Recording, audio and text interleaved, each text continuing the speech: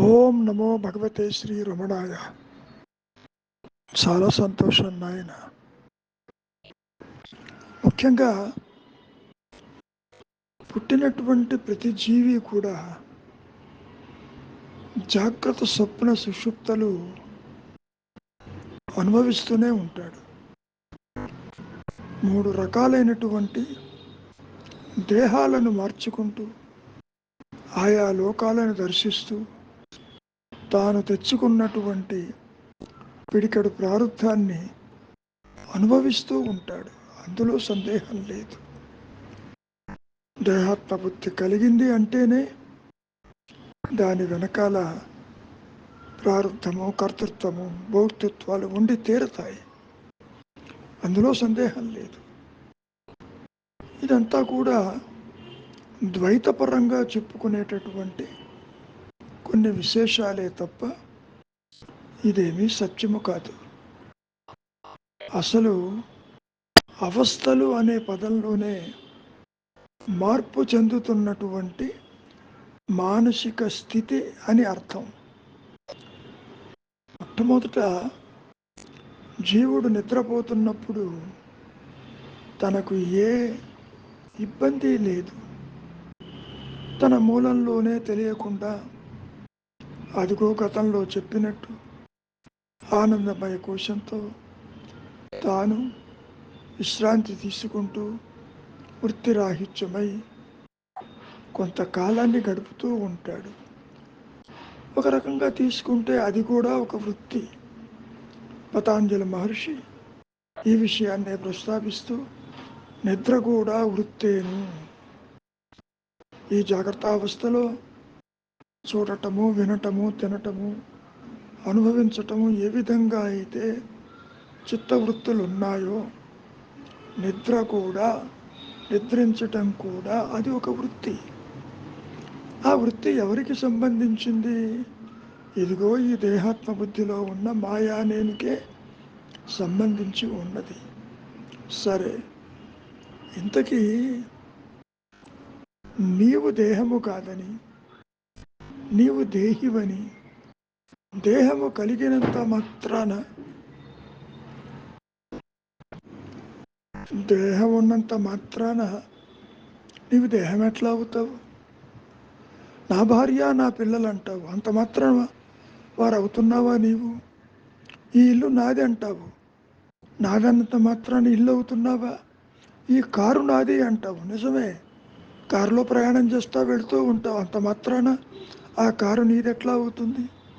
కాబట్టి నాది నాది అని నీవు అనుకుంటున్నావే, ఈ దేహము, ఈ సంసారము నీవది కాదు కదా.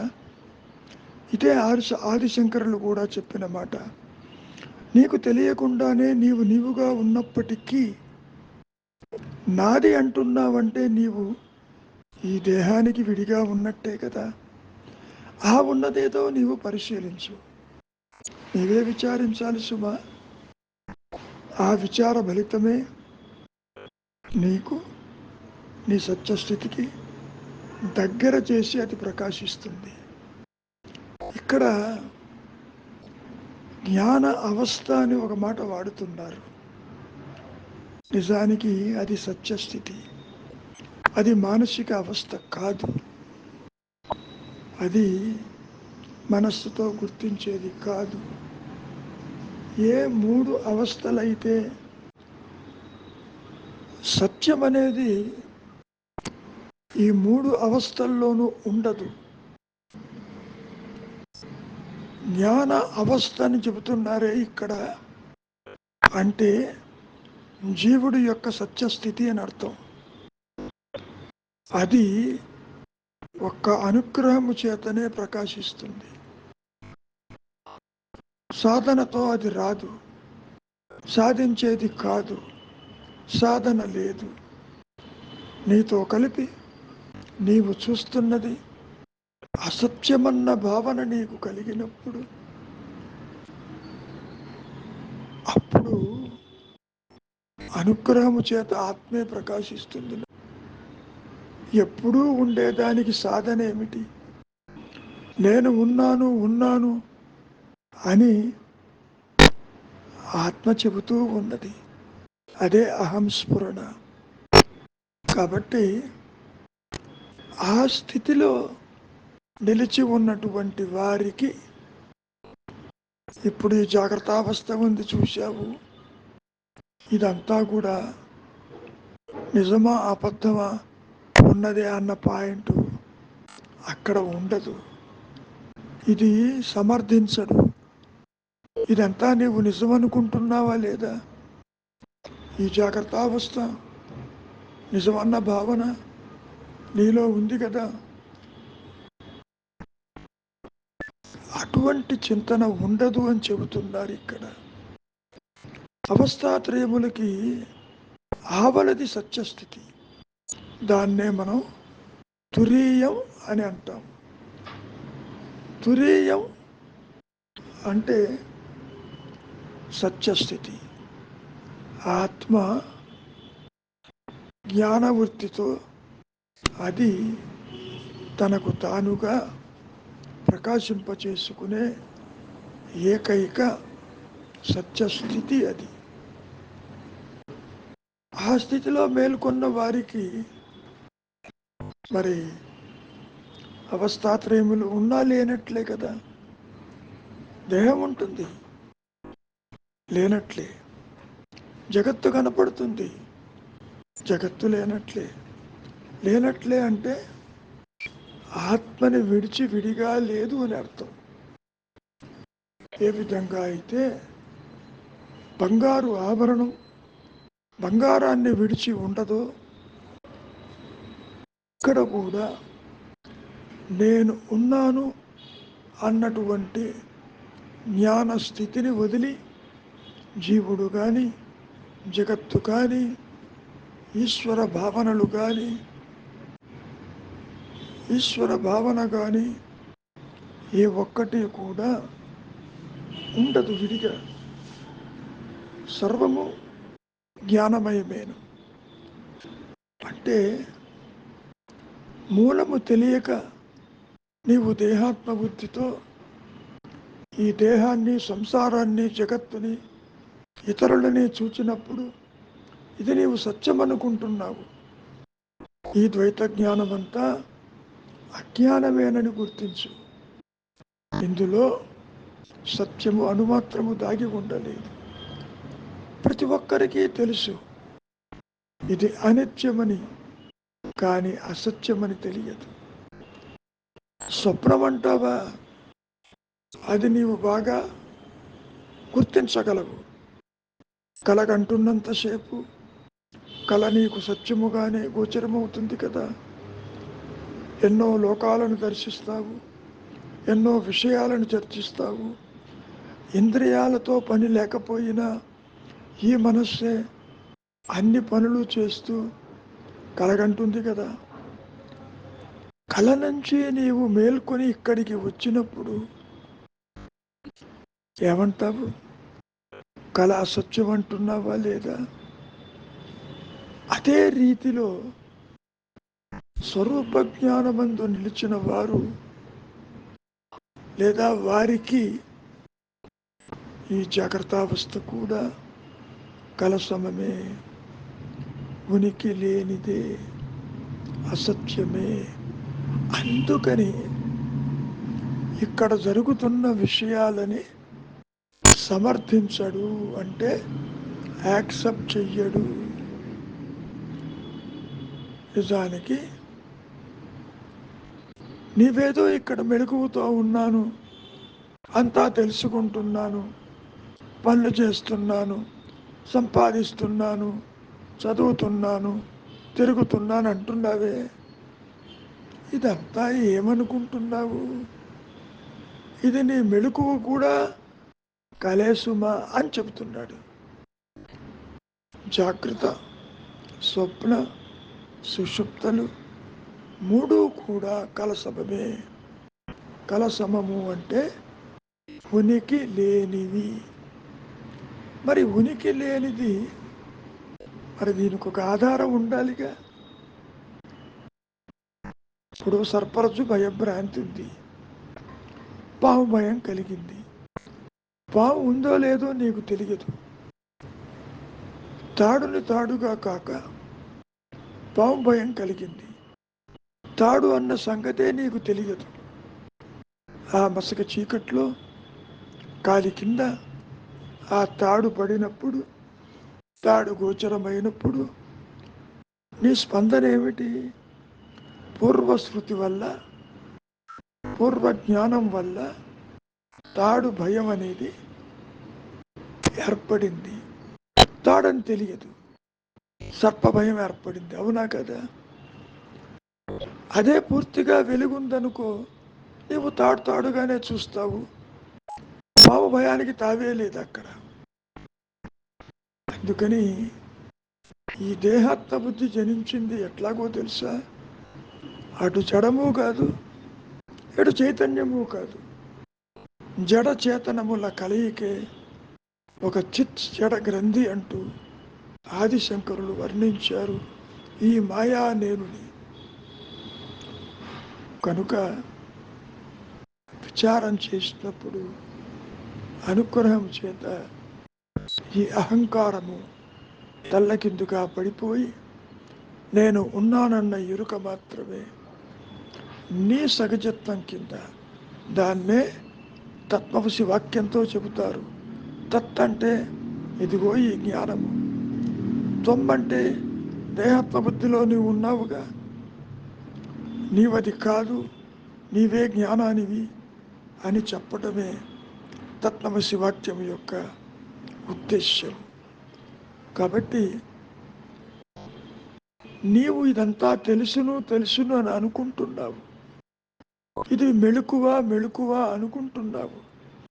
ఇక్కడే పుడుతున్నావు, ఇక్కడే పోతున్నావు, ఇక్కడే సంపాదిస్తున్నావు, ఇక్కడే కూడబెడుతున్నావు, సుఖిస్తున్నావు, దుఃఖిస్తున్నావు. ఈ అవస్థ కూడా స్వప్నతుల్యము, ఉనికి లేనిది.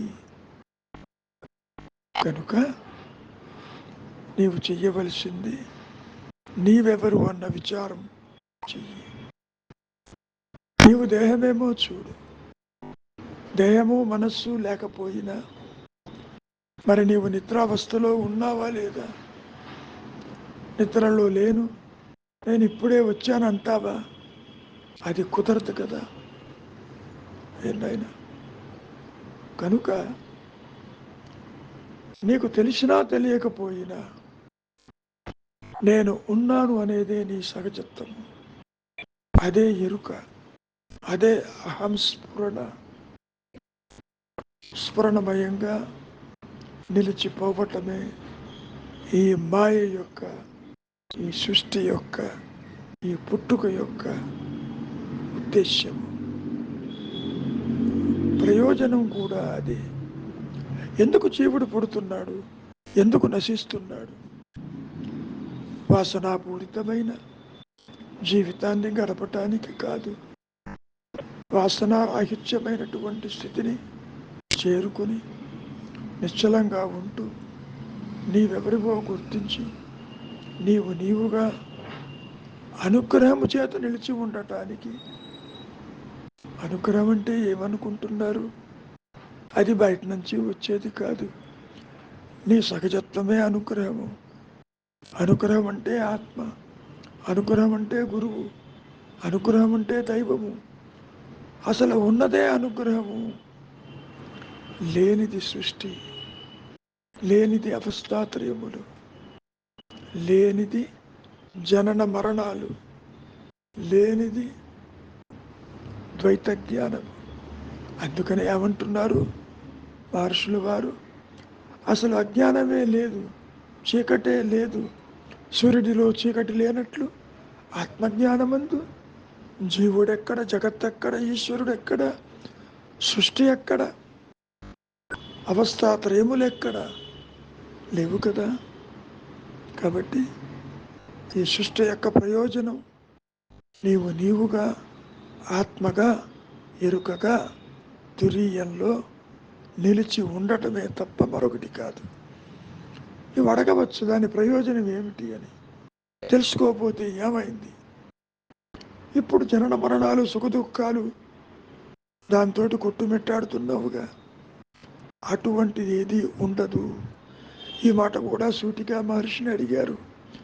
ఆత్మజ్ఞానం ప్రకాశించడం వల్ల నాకు వచ్చే లాభం ఏమిటి? ఇప్పుడు నువ్వు పుట్టావు మరణిస్తావు అనుకుంటున్నావుగా, అటువంటిది ఏది ఉండదు అని చెప్పటం మంచిది. మౌనమే శరణ్యం. మళ్ళీ పెడుతున్నాను గురుగారు. జ్ఞానావస్థలోకి మేల్కొన్న వానికి ఈ జాగ్రత్త దశలోని నిజ నిజాలను సమర్థించలేడు. ఒక్క నిమిషం. ఆ గురుగారు. మేల్కోవటం అంటే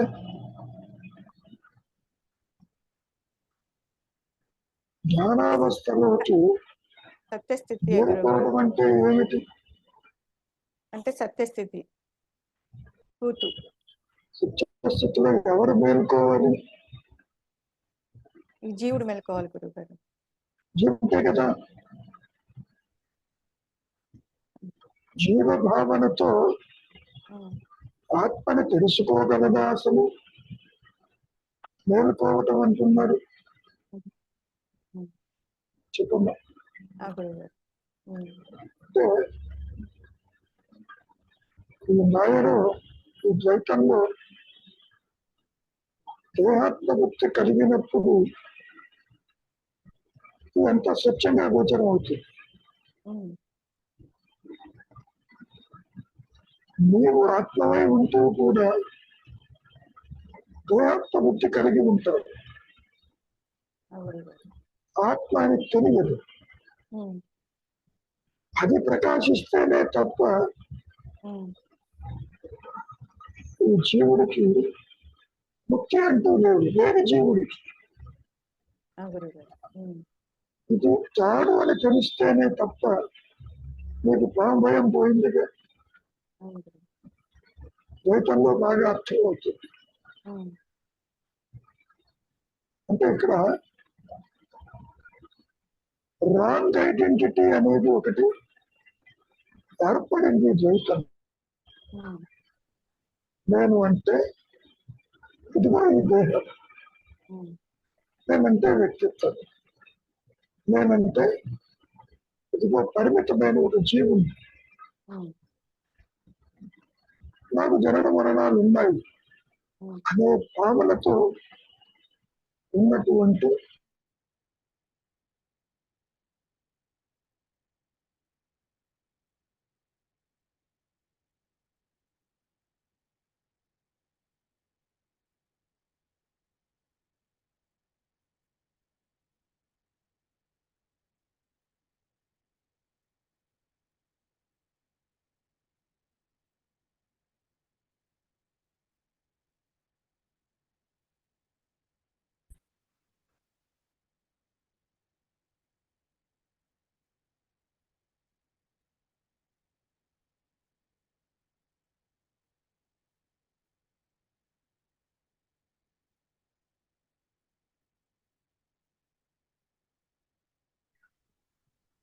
కనపడుతుందమ్మా. ఇప్పుడు ఇప్పుడు వినపడుతుంది గురువు.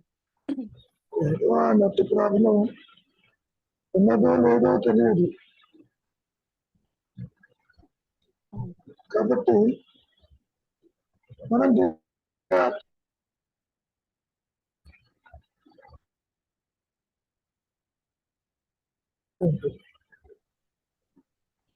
మరి ద్వైతమా? ఇక్కడ అందరిలో చూస్తున్న ఒక కళను చూస్తున్నాం. చూడమ్మ తర్వాత ఏమంటారు? నెట్ అటు ఇటు పోతే కష్టం. అతనికి నీ మెలకువ కూడా కలేను. ఎందుకని నీ మెలకువ అంటే ఈ జాగ్రత్త అవస్థ కూడా లేనిదేను తురేయంలో ఉన్నది ఆత్మస్థితి. అంతవరకు వెంకటరామన్గా ఉన్నటువంటి రమణ మహర్షి 16-17 సంవత్సరాల్లో మరణానుభవం తరువాత నేను ఉన్నాను అన్నటువంటి ఆత్మస్థితి తన ఐడెంటిటీగా ప్రకాశించింది. ఉమ్, అందుకని ఈ జాగ్రత్త అవస్థ, ఈ సృష్టి, అవుతున్న విషయాలు ఉమ్, అన్నీ కలయను అని చెప్పదు. గురుగారు. ఉమ్, ఇంకా చూచేటటువంటి దృష్టి కోణంలో ఉమ్, మనస్సు ఉంటుంది, దేహం ఉంటుంది. మీ ఐడెంటిటీ కన్ఫర్మ్ అయినప్పటికీ సృష్టి ఎగిరిపోతుందా? ఉమ్, ఆత్మస్థితిలో సృష్టి ఉండదు. నువ్వు నిద్రపోతున్నప్పుడు సృష్టి లేదుగా ఇక్కడ. గురుగారు. ఉమ్, అదేవిధంగా రూప జ్ఞానం ఉంటుంది.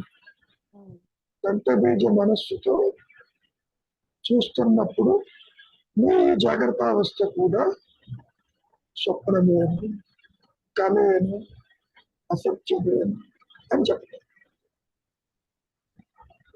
ఎవరు చెబుతున్నారు? మూలము నెరిగిన వారు చెబుతున్నారు. ఉమ్, మూలంలో ఉంటూ మాట్లాడుతున్నారు మనస్సుతో. ఉమ్, అందుకని చెబుతున్నారు ఇది అసత్యం. అసత్యం. ఏ విధంగా అయితే నీవే కలగని ఉమ్, జాగ్రత్త అవస్థకు వచ్చి ఉమ్, ఆ కళ సత్యమని నీవు కన్నది ఎలా చెబుతావు, ఇక్కడ కూడా జాగ్రత్త స్వప్న సుషుప్తులుగా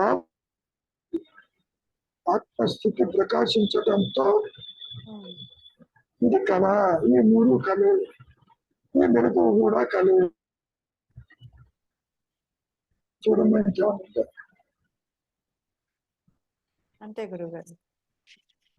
అంటే జ్ఞానావస్థలోకి మేల్కొన్న వానికి ఈ జాగ్రత్త దశలోని నిజ నిజాలను సమర్థించలేడు. అతనికి నీ మెలకువ కూడా కలేను. తెలుస్తుంది. ఉమ్, ఏ విధంగా కళ కథ చెప్పాడు, మీకు గుర్తుందో లేదు.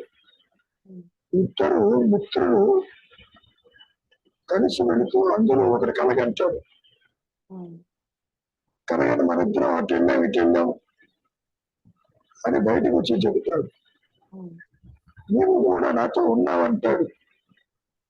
కానీ అతడు కళ నీది, నేను అట్లా సమర్థిస్తానంటాడు. అవును. దాన్ని కూడా మనం ఇక్కడ అప్లై చేస్తే ఉమ్, జాగ్రత్త అవస్థలో నీవు సత్యం అనుకుంటున్నావు, ఉమ్, నువ్వు చూస్తున్నావు జగత్తుని.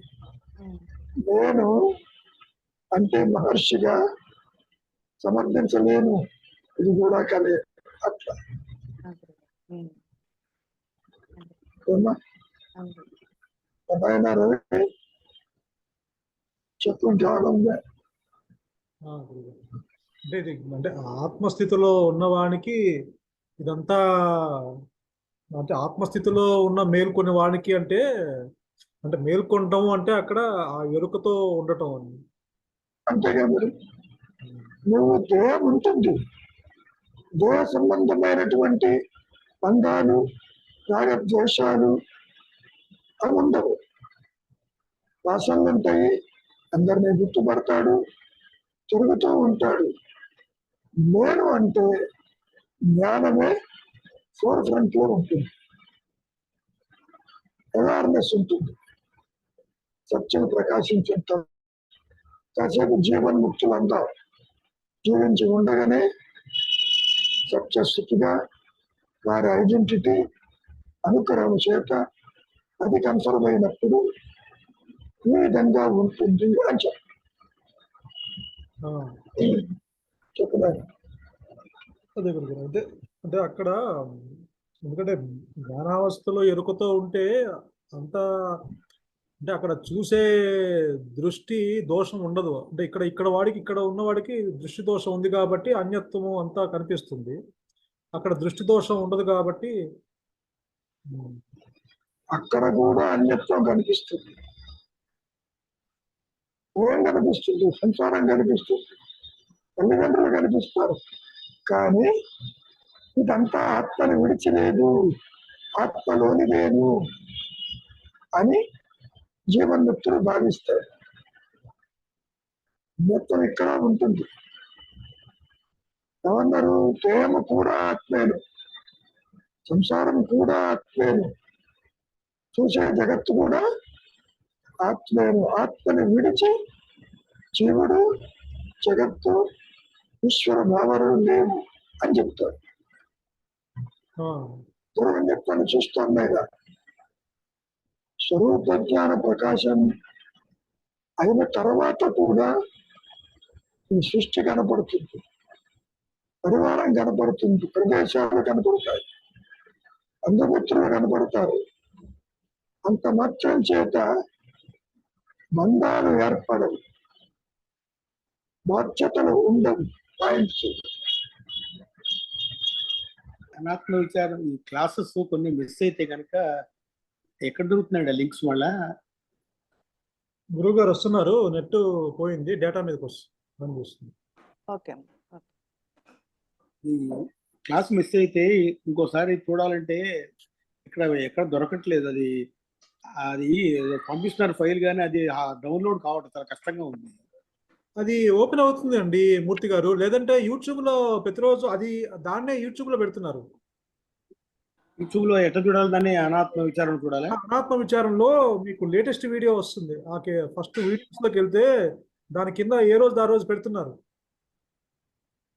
ఏదైనా లింక్ లాగా పంపించేవాళ్ళు అప్పుడు, ఇప్పుడు పంపించట్లేదు. ఎందుకనో లింక్ లాగా పంపిస్తే బాగుంటుంది, ఆడియో కానీ ఏదైనా పంపిస్తే బాగుంటుంది. అది ఇప్పుడు ఇది రికార్డ్ అవ్వగానే ఫస్ట్ ఒక లింక్ వస్తుంది మనకి. ఆ లింక్ ఓపెన్ చేస్తే మన ఇప్పుడు జరిగేది కనిపిస్తుంది, ఈ కాన్వర్సేషన్ గా వస్తుంది.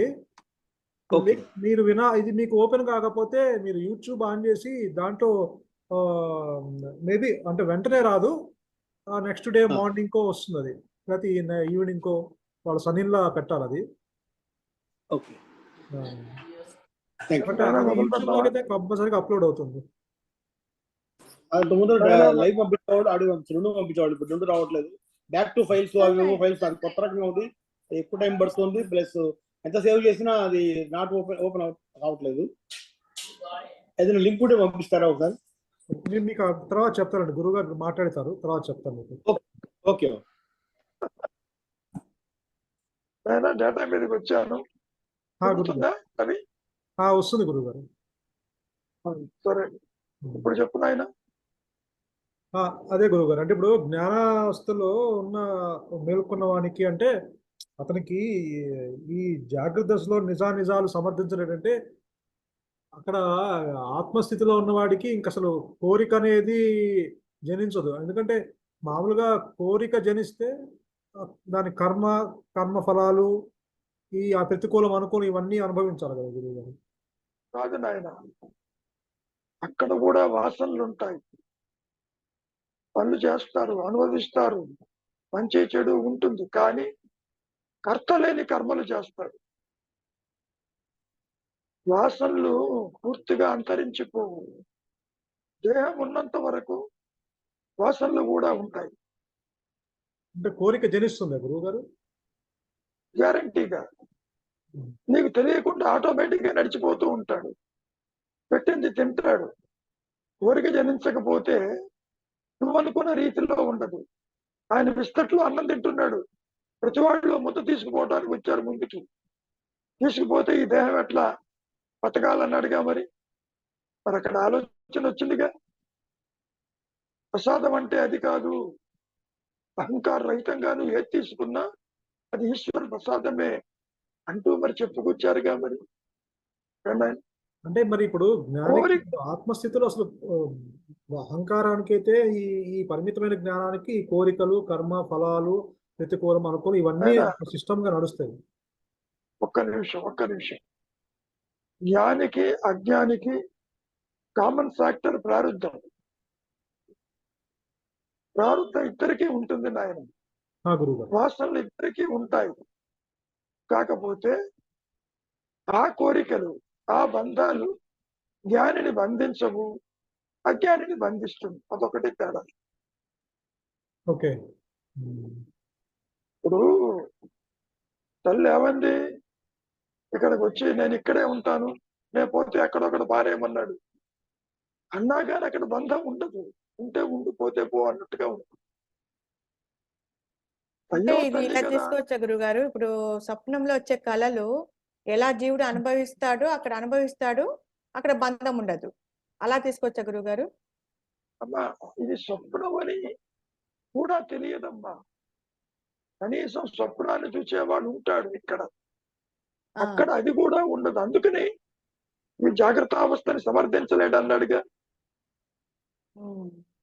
ఇది జరుగుతూ ఉంటుంది, తన మూలంలోనే ఉంటాడు, ఇది ఉన్నా లేకపోయినా ఒకటే అంటాడు. అట్లా అంటే ఇది కూడా మెలకు కూడా కళే అన్నాడుగా ఇక్కడ.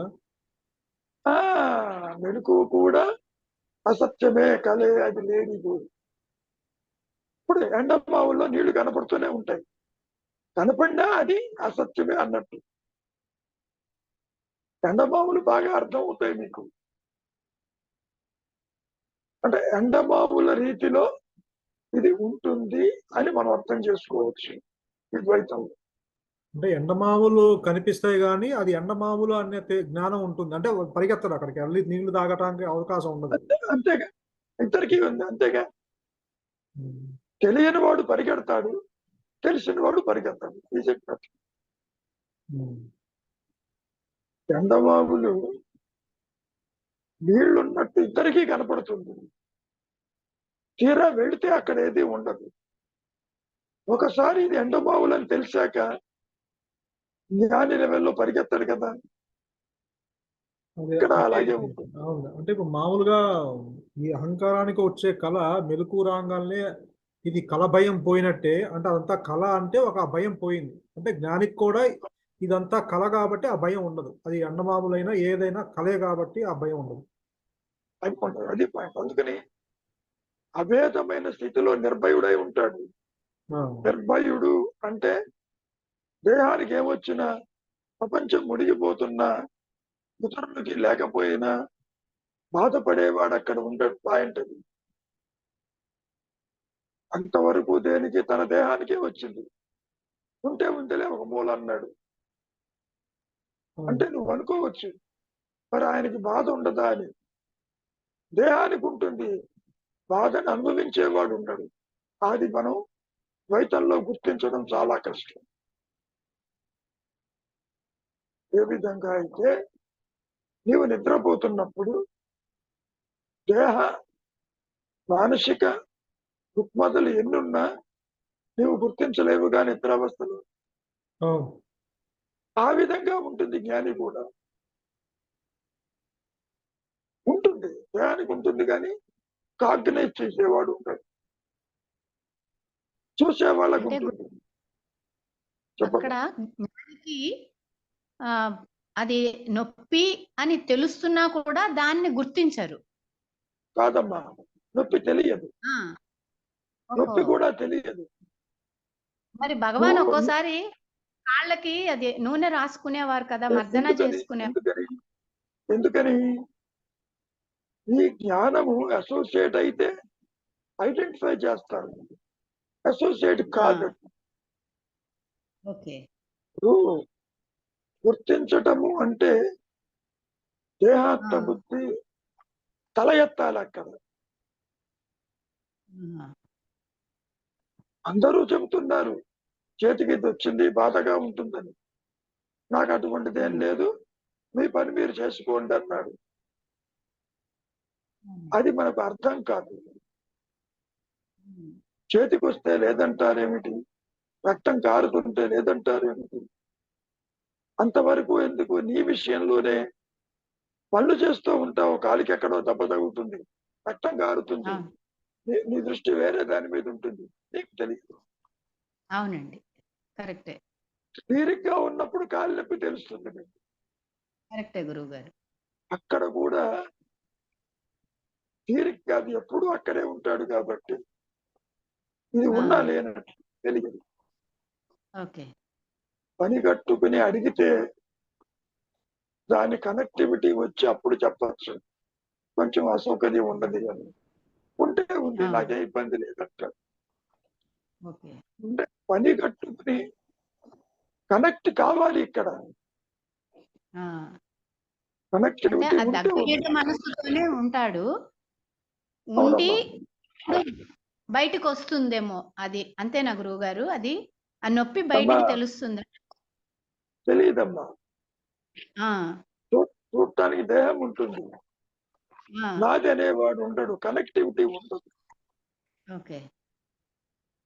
ఒక రకంగా చెప్పాలి అంటే ఒక ఫ్యూజ్డ్ బల్బు లాగా ఉంటుంది. Bulb okay. ఉంటుంది చూడటానికి, ఆ, కరెంటుతో గురుగారు. కనెక్టివిటీ ఉంటుంది. ఫిలమెంట్ పోయి ఉంటుంది. అది సంగతి. ఇక్కడ కూడా మృత ఉమ్, మనస్సుతో ఉంటాడు, ఉమ్, డెడ్ మైండ్. ఉమ్, మనస్సు దేహం రెండు ఉంటాయి అమ్మా, అవునండి. కానీ ఏది బాధించదు. కారణం దాన్ని గుర్తించేవాడు ఉండడు. ఉమ్, నీకు బాధ ఎందుకు వచ్చింది? గుర్తిస్తావు కాబట్టి బాధ వచ్చింది. కరెక్టేనండి. గుర్తించకపోతే బాధ లేదు కదా. అవునండి. మీరు ఇందాక ఎవరో ఏదో చెప్పినట్టు చెప్తారు, నా పనిలో నిమగ్నమై ఉంటే దెబ్బ తగిలినా కూడా దాన్ని గుర్తించను. మళ్ళీ ఆ పని అంతా అయిపోయాక ఖాళీగా ఉన్నప్పుడు దాన్ని గుర్తిస్తా. అది కూడా కనెక్టివిటీ ఉంటేనే. అదేలేండి. ఆ, పేరు గుర్తిస్తావు, ఎప్పుడు తగిలిందో చెప్పలేవు. అది కరెక్టే. అవును గురువు గారు, కరెక్ట్. ఎక్కడ తగిలింది, ఏ విధంగా తగిలింది చెప్పలేవు. అవునండి. ఎందుకని? నీ మనస్సు కాగ్నిషన్ లో లేదు, దాన్ని ఆ దృష్టి గుర్తించలేదు. దాని మీద లేదు. That's all, very simple. ఆ, అర్థమైంది గురువు గారు, అర్థమైంది గురువు. ఏమా పద్మజ, ఇంకేమైనా ఉందా? ఈ నెట్ ప్రాబ్లం మళ్ళీ వస్తుందో పోతుందో తెలియదు. చెప్పమ్మా. లేదు గురువు గారు. శ్రీనివాసరావు గారు ఏమైనా ఉందా? గురుగారు, మరి మీరు ఇప్పుడు రికార్డింగ్స్ పాత వింటుంటే మీరు నిద్రావస్థ, జాగ్రత్త అవస్థ అవన్నీ నాకు ఆ పదాలు ఎగ్జాక్ట్గా తెలియదు. బట్ నేను కొంచెం నాకు అర్థమైంది, నేను చెప్తాను. మీరు నాకు ఒక క్వశ్చన్ అది దాని మీద. ఇప్పుడు నిద్ర, ఇప్పుడు నేను ఈరోజు మార్నింగ్ 3:30కి లేచానండి. 3:30కి లేచానంటే 3:20కి నేను ఒక అవస్థలో ఉండిన్నాను, ఒక స్టేట్ ఆఫ్ అవేర్నెస్లో ఉన్నాను. 3:30 అవ్వంగానే నేను అవేర్నెస్ స్టేట్ నాది మారింది. బికాజ్ నా body conscious associated with this body నాకు తెలిసింది కాబట్టి అహంకారం వచ్చి మై అవేర్నెస్ మారిపోయింది. ప్రీవియస్ స్టేట్ ట్రూ అవేర్నెస్ అయితే this becomes a false awareness అయింది. ఒకటి క్వశ్చన్ ఏంటంటే, ఆ ప్రీవియస్ అవేర్నెస్ లోనే ఉండాలి అంటే మీరన్నారు పిడుగులాగా అది పడి ఆ అనుగ్రహం ఉంటేనే అది వచ్చి అవుతుంది అని. ఇప్పుడు అట్లయితే ఆ స్టేట్ లోనే ఉండే వాళ్ళు అంటే ఇప్పుడు జీవితాంతం కొంతమంది కోమాలోకి వెళ్ళిపోయి ఉంటారు కదండి. వాళ్ళైతే అవేర్నెస్ కోమా స్టేట్ లోనే ఉన్నారు కానీ నాయన ఉన్నారు నాయన కదండి. నాయన కోమా కాదు. అండి. కోమాలో తెలియదు, స్వరూప జ్ఞానంలో తెలుస్తుంది అన్ని. మరి ఆ స్టేట్ లో కర్త ఎట్లా లేని, అండి ఉండేదైతే? అసలు ఉన్నదే ఆ స్టేట్, లేనిదే ఇది. ఆహా, ఈ అంటే ఈ బాడీ కాన్షియస్ లోకి రాగానే మనం ఈ ఫాల్స్ అవేర్నెస్ లోకి వచ్చేస్తాం కదండి. దాన్ని తొలగించుకోవడం అనేది అది నాయన సంఘర్ష, ఒక నిమిషం. అండి. చెప్పండి. నువ్వు బాడీ కాన్షియస్ కి రావటం కాదు, ఆత్మగా ఉంటూ బాడీ కాన్షియస్ వస్తావు, ఆత్మని విడిచి రావు. అండి. ఆభరణంగా ఉన్నది అంటే బంగారంతోనే ఉంటుంది. ఇక్కడ కూడా నేను చూస్తున్నానన్నప్పుడు చూస్తున్నాను అనేది ఒక క్రియ, ఉన్నాను అనేది ఆత్మ. ఆత్మగా ఉంటూ ఇంద్రియాల ద్వారా చూస్తున్నాను అనేది నీకు బాడీ కాన్షియస్ గా అనిపిస్తుంది. Body conscious means absence of awareness కాదు. ఇక్కడ అవేర్నెస్ తో ఉంటావు, కానీ నీ దృష్టి దేహము, సంసారము, జగత్తు మీదకి వెళ్ళింది, పరోక్ష జ్ఞానానికి వెళ్ళింది. ఈ పరోక్ష జ్ఞానము ఆత్మని విడిచి ఉండదు. నువ్వు విడిగా చూస్తున్నావు కాబట్టి నాకెప్పుడు ఆ ఆత్మస్థితి నిద్రలో ఉన్నది శాశ్వతంగా ఉంటుందని అనుకుంటున్నావు. ఇది వ్యక్తిగత ఆత్మస్థితి కాదు, వ్యక్తిత్వం ఉండదు అక్కడ. ఇందాక చెప్పావు కదా, నిద్రపోతున్నప్పుడు వ్యక్తిత్వం లేదు, అయినా నీవు ఉన్నావు. ఆ ఉన్నది ఆత్మస్థితి. అది నీకు తెలియదు. ఎందుకు తెలియదు?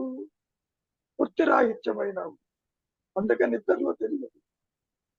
కాబట్టి ఈ జాగ్రత్త అవస్థలోనే నీవు అహంకారం రావాలి, వృత్తిరాహిత్యం కావాలి, స్వరూప జ్ఞానం ప్రకాశించాలి. అప్పుడు తెలుస్తుంది నేనంటే ఎరుక అది. ఆ, అదే మహర్షికి జరిగింది. అంటే ఎక్స్క్లూజివ్ గా ప్రకాశించినటువంటి స్థితిలో సృష్టి ఉండదు. మళ్ళీ ప్రారంభం ఉందిగా ఆ దేహానికి. ఉమ్, 1950 దాకా మహర్షి దేహం లాక్కొచ్చాడుగా. మరి ఆ, ఏ విధంగా కర్మలు ఆచరించాడు? కర్తృత్వ రహిత కర్మలు అన్నారు. కర్త ఉండవు. డ్రైవర్లెస్ వెహికల్ లాగా నడుస్తుంది. ఏ పని మీదనైతే ఈ దేహం వచ్చిందో 1950 దాకా ఆ దేహము సుఖాన్ని దుఃఖాన్ని అనుభవిస్తుంది. ఎందుకని?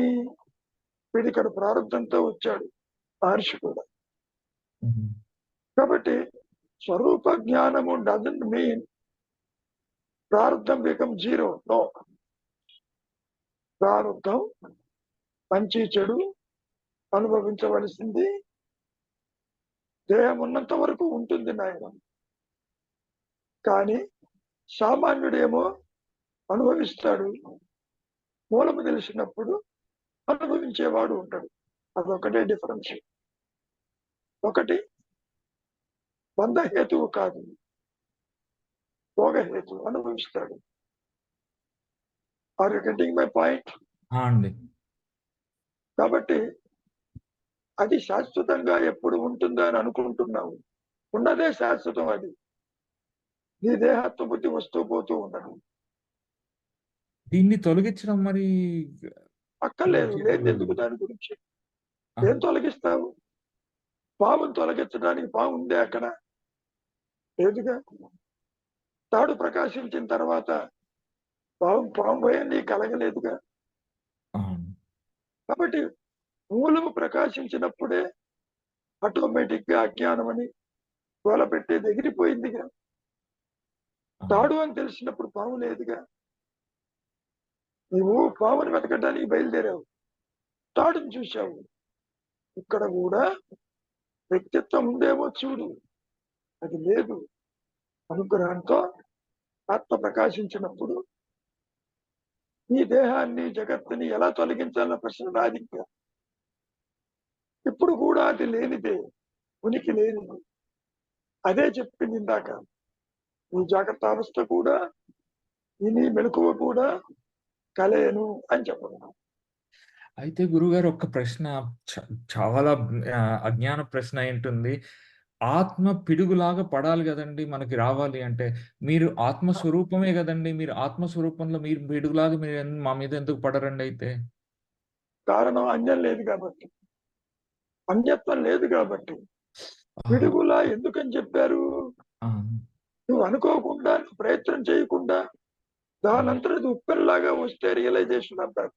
ఆహాహా, ఆ ప్రకాశంలో ఆ, నీ సంసారము, తల్లిదండ్రులు ఎగిరిపోతారు నాయన. ఆహా, ఆ అండి. ఇది నా అనుభవం. ఆ అండి, అర్థమైంది. ఉదయాన్నే ఎప్పుడో 4-5ంటికి ప్రకాశించింది, సాయంత్రం 3:30 దాకా ఉంది అలాగే.